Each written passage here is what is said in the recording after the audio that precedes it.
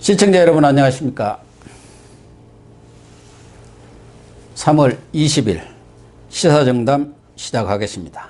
시청자 여러분, 민주당과 통합당의 비례대표 공천 작업이 폭로, 고소, 고발전까지 붙으면서 정말 전입가경, 갈수록 태산인 상황으로 치달아가고 있습니다. 어제에 이어서 오늘도 비례대표 공천의 막장 드라마 이진공 교수님과 함께 속사정을 알아보도록 하겠습니다. 네, 이 교수님. 지금 전반적으로 더불어민주당 그리고 미래통합당의 공천 작업이 국민들의 눈살을 너무 찌푸리게 하는 그런 상황이 전개되고 있지 않습니까? 예. 앞서 제가 얘기한 대로 일종의 막장 드라마 아닌가 이런 생각이 들 정도예요. 그러니까 이제 집권 더불어민주당 또 이 제1야당 네. 미래통합당 이쪽에서 이제 지역구 공천과 관련해서 좀 말이 많죠. 네. 여러 가지 이야기가 나오는데 하기야 그거는 이제 공천 때마다 나오는 얘기예요. 예. 떨어진 사람이 많으니까 그러니까, 그 사람들이 아무래도 불평이 많은 거죠. 그래서 무슨 또 무소속 연대하겠다 이런 이야기도 나오고 이제 불복하는 사람도 있고 나오는데 더 큰 문제가 이제 지금 뭐냐면 이 비례 전담 정당, 예. 비례 전용 정당, 이걸 지금 우후죽순처럼 만들고 있잖아요. 예. 그래서 이제 우리가 이 이야기 하기 전에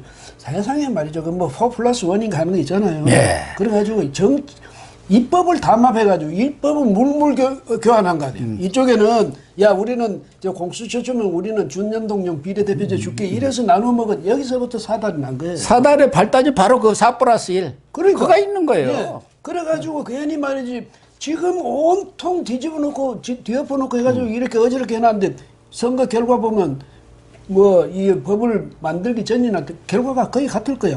그렇지 않아요? 똑같죠. 예. 그런데 이렇게 해놓으니까 지금 비례정당이 우후죽순처럼 생겨나고 서로 연합하고 결국은 거대 정당들이 지금 다 그냥 비례대표를 가져가는 거예요. 전하고 똑같아요. 오히려 더 지금 독식하는 그런 상황이 벌어질 가능성이 커요. 고 교수님 들어보신 적 있습니까?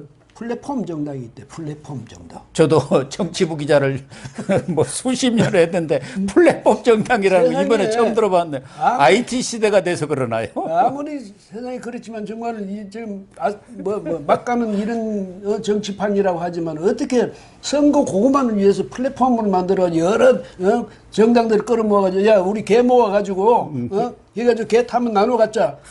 진짜 아주 비유가 아주 적절하십니다. 야, 참 그랬는데 지금 바로 그런 식이 되니까 이제 사실은 미래통합당이 이제 미래한국당을 먼저 만들었잖아요. 네. 그런데 그거는 제가 생각할 때는 말하자면 정당방위예요. 왜냐하면 세상에 선거 다른 건 몰라도 또 다른 건 몰라도 선거법을 협상하면서 그거를 제1야당을 배제하고 군소정당들하고 집권당이 그렇게 담합해가지고 이 선거법을 처리한 예는 없거든요.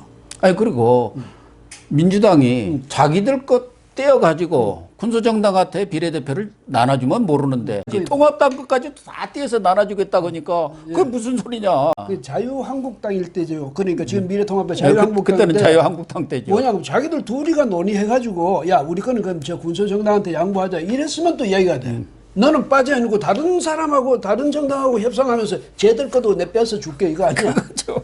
그리고 포장은 그렇게 했죠. 예. 그래가지고 군소 정당들 이런 데도 이렇게 비례대표를 배정을 해서 다양한 민의가 의정에 반영되도록 그게 정치개혁이고 선거개혁이다.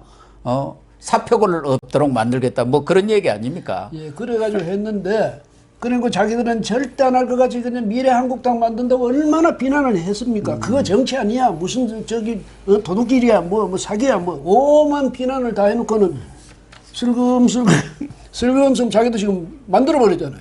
그러니까 만든 건 좋은데 당초 원래 생각했던 것은 모든 국민들이 그렇게 생각했어요. 정의당이라든가 또 민생당 4+1 체제 거기 말고 또 녹색당, 민중당, 미래당 우리가 그나마 이름을 들어본 정당들하고 이렇게 만들어서 아마 그 정당들한테 비례대표 한두 석이든 이렇게 나눠주면서 전체적으로 말하자면 우리는 모양새를 있는 그런 정당을 비례정당을 만들겠다 이렇게 공언했기 때문에 그렇게 만들지 알았더니 지금은 전혀 상황이 다르죠.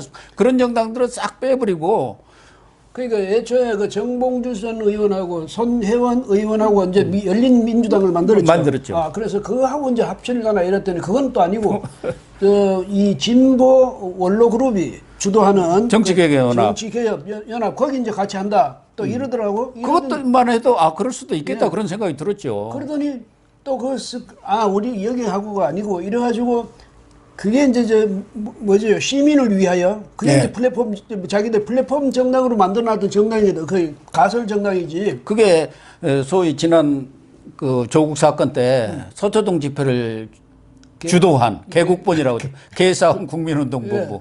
대통령은 꽃길을 걸으시고 개싸움은 우리가 하겠다 해갖고 개국본이라고 한 겁니다. 예, 그래 거기서 만드니까 그거하고 우리 하겠다. 거기서 급조정당을 만드는 거예요. 사실은 이쪽 민주당이 뒤에서 작용해가지고 만드는 거예요. 우리 거 하고 싶지. 근데 우리 거 하고 싶은데 말은 이제 자기들이 말은 꺼내놓고 오만 비판을 다 해놓고 또 정의당하고 이런 데 대해서 체면도 있고 의리도 또 있고 이렇게 지키는 척은 해야지. 그래서 이제 만드는데 그게 더불어시민당이에요. 더불어시민당, 더불어민주당하고 저 학렬이 똑같잖아요. 그러니까 뭐냐면 이쪽에 미래통합당하고 미래한국당 하듯이 더불어시민당을 만들어가지고 이제 이 더불어시민당을 이른바 플랫폼 정당으로 해가지고 무슨 당? 가자 환경당, 가자 평화인권당 또 기본소득당 또 시대전환 들어봤습니까? 그래 6개 정당이 들어가서 이제 거기서 그 정당들은 최근에서 이 연동형 한다니까 어디 혹시라도 비례라도 하나 따볼까 해갖고 만든 일회용 가설 정당들이에요. 그러니까 더불어민주당 자기들 몫을 챙기겠다는 거 아니에요. 왜냐하면 이제 정치개혁연합 이쪽에 하고 해놓으면 나눠줘야 될 게 많거든. 왜냐면 원로그룹에도 나눠줘야지. 그쪽에는 또 사회적 명사들이 많지 않습니까? 그러니까 많이 떼어줘야죠. 많이 떼주는 정도로 또 끝나는 것도 아니고 또 이 노인네들 저도 나이가 다른데 이 노인 폄하 발언됩니다. 잘못. 노인 원로그룹들 노인분들 이 노인분들 이 잔소리도 나올 거 아니야. 아 그럼요. 간섭도 할 거 아니야. 네? 이제까지도 사실은 이 진보 그룹에는 원로 그룹의 발언권이 셌거든요. 아, 있긴 있었죠. 네? 그런데도 은근히 걸리는 데다가 또 거기 민중당 들어가겠다, 무슨 녹색당 들어가겠다 이러니까 민주당에서 너무 극단적인 그런 주의 주장을 하는 정당하고 같이 할 수가 없지 않느냐 이래 됐단 말이에요. 그러니까 이 사람들이 이제 화가 나는 거지. 우리는 그럼 극단적인 사람들이고 당신들은 온건한 사람들이냐 또 이제 이런 것도 되니까 그 안에서 이제 여러 가지 논란이 벌어지고 지금 자중질환이 일어나고 있지 않습니까? 그러니까 지금 민주당의 당초는 좀 모양새 있는 정당을 비례정당을 만들려고 생각은 했었는데 겉으로는 속마음은 이거 비례 후보를 우리가 다 먹어야 한다 이런 생각을 하니까 이제 정치개혁 연합마저 그러니까 차버린 거예요. 그렇죠. 여기서도 자꾸 지분을 달라고 한다 어찐다 해갖고 차버린 거예요. 그러니까 그쪽에서 지금 고발한 거 아닙니까? 우리가 언제 지분 요구했냐, 우리 명예훼손했다 하는데 거기 이제 정치개혁연합의 집행위원장을 맡고 있는 하성수 변호사라고 있습니다. 이분이 아마 녹색당 운영위원장인가 대표인가도 맡고 있는데 이분이 이제 폭로전을 벌인 거예요. 양정철이가 이거 다 해먹어버리고 있다. 양정철이가. 완전히 독불 장군식으로 와가지고 명령 탁탁탁 내리더니 이제는 당신들 필요 없다. 이래버린다는 거예요. 양정철이가 그렇게 실세입니까? 들어오기 전에는 양정철이가 관여하기 전에는 괜찮은데 잘 돼가는데 양정철이가 들어서 이래 됐던데 양정철 그 양반이 지금 민주연구원 원장 아닙니까? 근데 이 친문 중에서도 핵심이라고 그랬죠. 그리고 옛날에 노무현 대통령 때부터 이미 청와대에 들어가서 실세 역할을 했는데 이렇게 되니까 자 이게 무슨 양정철 민주연구원 원장이 청와대에서 파견한 총독인가? 감독관으로 파견한 거죠. 그런 식으로 지금 돼 있잖아요. 그리고 양정철이하고 또 이근영이라고 전략기획위원장이 있습니다. 이 사람은 국회의원도 아니고 청와대 비서관 행정관 하던 분이 여론조사 정치 마케팅 회사를 운영하고 있어요. 이 사람은 이제 전략기획위원장으로 세워가지고 두 사람이 콤비가 돼가지고 일을 뒤에서 공작을 벌이고 있는 것 같아요. 그러니까 이제 양정철은 이제 큰 그림 그리고, 응? 그다음에 이근영 씨 그 사람은 기술자로 가가지고 실질적으로 기술적인 부문에서 당신이 그러니까 실무 작업은 그 사람 보고 시킨 거지. 예, 그러겠죠. 예, 하는데 이렇게 되니까 뭐냐면 이제 더불어민주당의 그 속내가 그냥 드러나는 거예요. 본래 이제 우리 거 내가 먹고 싶은데 체면이 있으니까 정의당이나 민생당에도 체면이 있고 미래한국당에도 체면이 있고 국민들한테도 너무 말을 많이 해놨거든. 예. 그냥 주소 담을 수도 없고 해가지고 괜히 같이 하는 것처럼 했는데 그러다 보면 이제 의석 뺏기고 이러면 화가 나니까 속으로 예. 계산이 안 맞으니까 그래가지고 자기는 이제는 독자적인 사실상의 독자 비례당을 만들려고 오만 꼼수를 다 쓴 거지. 네. 그래서 이제 양정철 원장이 또 역할을 했겠죠. 해가지고 야 이거 뭐 남 줄 거 어디 있어? 우리가 먹어도 이게 모자라는 판에 이렇게 돼가지고 자기들이 챙겨가지고 결국은 더불어시민당 그게 뭐냐면 더불어민주당이란 말 안 해요. 그게 그거지 뭐. 그렇죠. 그렇게 독식을 하려다가 지금 탈이 좀 난 거예요. 독식 하려다가. 그런데 급히 먹으려면 배탈 나게 돼 있어요. 하승수 위원장, 집행위원장의 얘기 중에는 양정철이가 이낙연보다 이렇게 세다는 게 말이 되느냐. 중진들도 양정철 눈치를 슬슬 보더라. 그러면 이낙연들은 그냥 뭐 허섭인가요? 어떻게 되나요?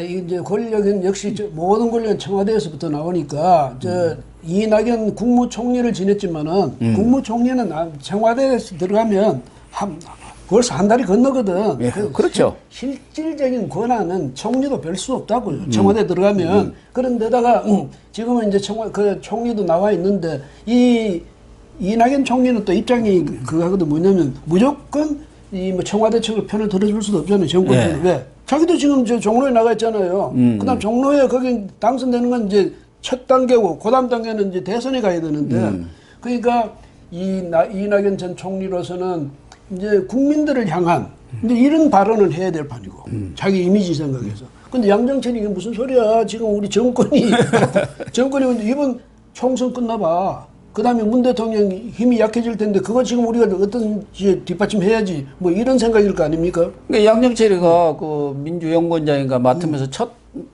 마디가 그거였어요. 총선에 이기는 것이 촛불 혁명을 완성하는 것이다. 이런 얘기를 했기 때문에 어쨌든 양정철이가 지금 당에 와 있어서 총독 뭐 감독관으로 파견되는 건 다 알지만 손혜원 의원은 좀 다른 얘기를 했더라고요. 양정철이가 지금도 문재인 대통령의 복심인지는 의문이 간다. 그래가지고 쏙 또 한마디 긁고 나섰던데 양정철이가 저렇게 힘을 쓴다는 것은 결국 청와대에 힘이 뒤에서 작용하고 있다고 봐야 하는 거 아니겠어요? 뭐 강기정이랑 이렇게 호흡을 맞춰서 이거 대통령 뜻이야 하니까 그렇게 밀어붙이는 거 아닙니까? 이해찬이도 꼼짝 못하고. 복심이 아니면 지금 거의 놔두겠어요? 그러겠죠. 지금 선거가 목전에 다다랐는데 예. 그러니까 손혜원 의원은 나 말고 또 실세가 있어? 거기도 지금 걔가 실세야 내가 실세지 혹시 이런 생각일지도 모르고 근데 그것도 열린민주당 해갖고 여러 실세들을 좀 끌어모으고 있잖아요. 최강욱이도 끌어모으고 조국한테도 이 당 들어와서 대표 맡으세요 하고 권유했다는 거 아닙니까? 비례대표도 하시고. 김의겸이도 그 신청했대요. 예? 김의겸이. 예, 그다음에 맞아요. 최강욱이 신청했죠. 그 김진애라고 의원 또 신청했다네. 황희석 여기 전에 법무부 인권국장은 그래갖고 다 조국맨들이 들어가요. 공지영한테도 뭐 좀 오라고 했고 조대진 변호사라고 있잖아요. 열심히 친문하는 그 패널 거기도 뭐 이렇게 들어가고 그런 모양이에요. 그러니까 이제 그게 조국 당이에요. 그래서 여기 더불어민주당이 조국 본당이고 그거는 이중대예요. 그럼 또 이제 더불어시민당은 또 어떻게 되나? 나중에 합쳐야 되겠네 또 두 당이. 그래 어쨌지는 모르겠지만 또 조국 수호당이라고 또 창준이에다 내놓은 것도 있어. 그거에서 삼중대입니다. 그래서 우리가 이름을 알지 못한 수많은 지금 비례정당이 등장하고 있어요. 미래민주당도 있습니다. 그래가지고 이것에 대해서는 이재명이가 실질적으로 이렇게 뒤에서 작용한다. 그러니까 이재명 경기지사가 나하고 관계없다고 지금 손사래를 치고 있어요. 저게요. 왜냐면 이 3% 득표율 3%만 넘기면 비례 주잖아요. 네. 그러니까 대개들 생각할 때, 한 3% 우리가 잘하면 넘길 수 있지 않겠느냐. 이래가지고 우후죽순처럼 나서는 데다가 또, 그걸 이용해야 플랫폼 정당도 만드는 거지. 야, 니들은 아무래도 3%까지 안 되니까 전부 모으면 우리가 몇 % 되지 않냐. 나눠 먹자는 이런 식으로 돼가지고 이런데, 이낙연 전 총리는 요즘 와서 이제 말이 좀 달라지더라고요. 아니, 그러니까, 지금 이낙연 전 총리가 어제 관훈클럽 토론에 나왔어요. 거기서, 하나는, 자기 얘기가 전에는 비례정당에 대해서 그런 일은 없을 것이다 이렇게 단언을 했는데 최근에는 뭐 비난은 순간이고 책임은 4년이다. 이게 창피는 순간이고 임무는 영원하다 그 얘기예요. 제가 많이 쓰는 얘기지만 그렇게 얘기를 해서 자기도 좀 일관되지 못해서 아쉽다 이런 얘기를 했는데 핵심은 이제 조국하고는 어떤 관계냐. 그러니까 대통령은 마음의 빚이 있다고 했는데, 같은 총리를 하는 사람의 입장이 뭐냐. 이렇게 또 기자들이 날카롭게 질문을 했어요. 그러니까 나는 조국하고는 마음의 빚이 없습니다. 딱 문재인하고 이렇게 선을 긋고 나섰어요. 차별화. 예, 이 더불어시민당에 대해서도 매끄럽지 못한 데 대해서 좀 유감스럽게 생각하더만. 예, 그거에 대해서도 민망하게 생각한다. 그러니까. 하면서 그래서 이게 뭐냐면 역시 이제 선거에 나가봐야 돼. 나가보면 유권자를 보게 되거든. 그 권력, 그러니까 청와대만 보는 게 아니라 유권자도 보게 되는데 이낙연 총리는 참 무슨 말이에요. 그게 좀 뭐냐면, 길게 보는 것 같아요. 대권까지를. 저 문 대통령은 그 사람한테 마음에 빚이 있겠지만 나는 그 사람 마음 빚 없어. 나는 내가 왜 그 사람한테 뭐 이런 식이 되니까 그건 또 바꿔 말해 이런 거 되죠. 뭐 이낙연 전 총리로서는 어차피 대권을 겨냥해야 되니까 이 유권자를 향해서 더 말을 이제 많이 해야 될 거고 더 유권자 친화적인 말을 많이 해야 되는데 청와대도 아직은 좀 뭐 청와대를 생각 안 할 수는 없겠지만은 벌써 그 정도의 거리를 둔다는 것은 바꿔 말하면요. 문 대통령의 이 장악력도 이제는 얼마 안 남았다 이거예요. 총선만 끝나 보세요.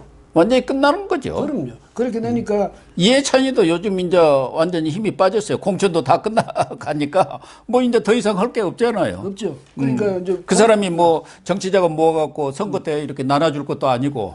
예, 그런데 저는 그 사람 참 아슬아슬하게 여기 저 TV 같은 데 나오는데 걸어 다니는 것도 제대로 못 걸어 다니는 것 같아. 그러니까. 예? 아니 나이가 몇 살이나 먹었다고 아직 70도 안 된 사람이. 그러니까 그런 식으로 해가지고 이렇게 해가지고 다니는 거 보니까 그러면서도 또 못된 저 말은 잘하는 것 같아요. 모진 말. 모진 말. 제가 볼 때는 지금 이낙연이는 자기 대권까지를 겨냥해서 이 총선 과정에서 이미지를 확실하게 구축하려고 어떻게 보면 굿캅 역할을 하고 나쁜 역할, 배드캅 역할을 악역은 이해찬이가 하고 실질적으로 뒤에서 공작하는 것은 양정철이가 하는 이 세 사람이 짜고 치는 고스톱 어떻게 보면 역할 분담을 하는 거 아닌가 그런 생각도 일견 들더라고요. 뭐 역할 분담을 할 수도 있는데 이해찬 저 대표도 사실 이제 한계 온 거죠. 더 이상 자기 아까 그 거기서 말씀처럼 한계 왔잖아요. 뭐 더 역할할 게 뭐 있어요? 없죠, 뭐. 그러니까 뭐 이제 볼장 다 본 거예요. 이게 배드캅 뭐 역할을 자기가 한다 해도 아무도 그거 겁낼 사람도 없을 거고 그다음 이제 이낙연 선생은 어쩔 수 없이 이제 이게 굿캅 역할을 해야 되는데 저러다 보면 사람의 신뢰성이 금이 가요. 뭐냐면 뭐 어제 말 다르고 오늘 말 다르고 내일 말 달라 이렇게 되면 그러니까 이 이낙연 총리도 분명히 이제 노선을 정해야지 무슨 노선을 정했냐면 이제 정말로 근데 저것도 대권도 겨냥했다가 안에 친문계한테 잘못 보이면 저도 어려울 거예요. 저기서는 문바 대깨문들한테 찍혔다 하면은 그걸로 끝나버려요. 이번에 금태섭 죽는 건 안 봤습니까? 그렇지. 그러니까 이낙연도 자기 이미지를 고양을 시키기는 시켜야겠는데 좀 문재인하고 또 문바들하고는 다르다. 저 당내에 저렇게 독선 독주만 하는 사람이 있는 게 아니고 이낙연처럼 그래도 뭔가 양식 있고 도덕적이고 합리적인 사람도 있다. 이 모습을 보여야 하는데 그러다가 보면은 대깨문한테 찍힐 가능성도 많고 그러니까 줄타기를 하는 것 같아요. 예, 근데 줄타기 저게 참 어렵거든요. 균형 잘 안 잡으면 한쪽으로 넘어져 버리니까. 맞아요. 저분도 그거는 입장은 이제 충분히 이해는 할 수가 있겠는데 저는 참 큰일이 뭐가 큰일이냐. 조국을 언제까지나 저렇게 이 대통령의 마음의 빚 때문인지 뭐 때문인지 저렇게 끌어안고 조국 지금도 조국이가 잘못한 금태섭이 같이 날아가 버리고 어떻게 이런 식의 정치가 말이죠. 더불어민주당은 자기들의 속마음이랄까 컴컴한 본색을 드러낸 거 아니겠습니까? 비례대표 우리가 다 먹겠다. 그래서 지금 그 잔챙이 정당들이 있잖아요. 이름도 못 들어보는 그 정당에 대해서도 너희들 후보 어떻게 될지 모르겠어. 그러니까 우리가 검증팀을 파견해 갖고 우리가 다 검증을 해보겠다.